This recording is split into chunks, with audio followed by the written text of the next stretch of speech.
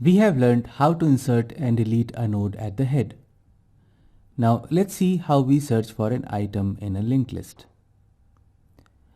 Now to search for an item in a linked list, we have to go through all the elements or the nodes of the list till we find the element we are searching for.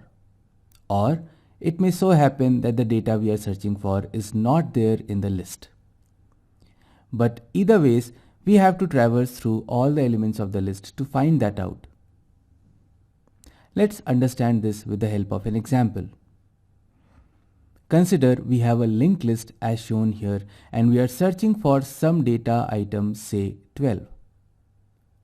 So let's use an object reference which starts from the head element and moves through the elements one by one till it finds 12. As you can see, searching for an item in a linked list is a linear time operation.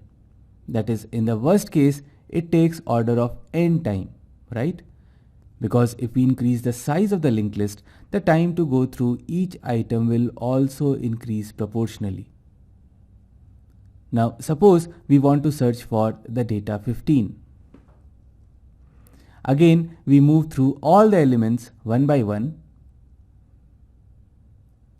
until we reach the null object, which is the end of the linked list. So the item 15 is not present in the list. But as you saw, we still had to move through all the elements. And this really is the worst case scenario, which we say it takes order of n time. Let's go to the linked list class and implement the find method. Now here we initialize the current node to the head element and we will use a while loop to go through all the nodes. And when the data is equal to the data held in the current node, we return that node, which will also break the while loop. And finally, if the whole loop is executed without the data being found, we just return null, which would mean that no node has been found to contain this data value.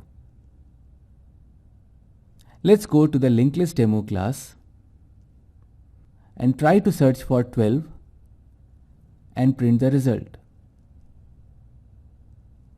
Now let's run the program. And as you can see, 12 is printed, which is the node value.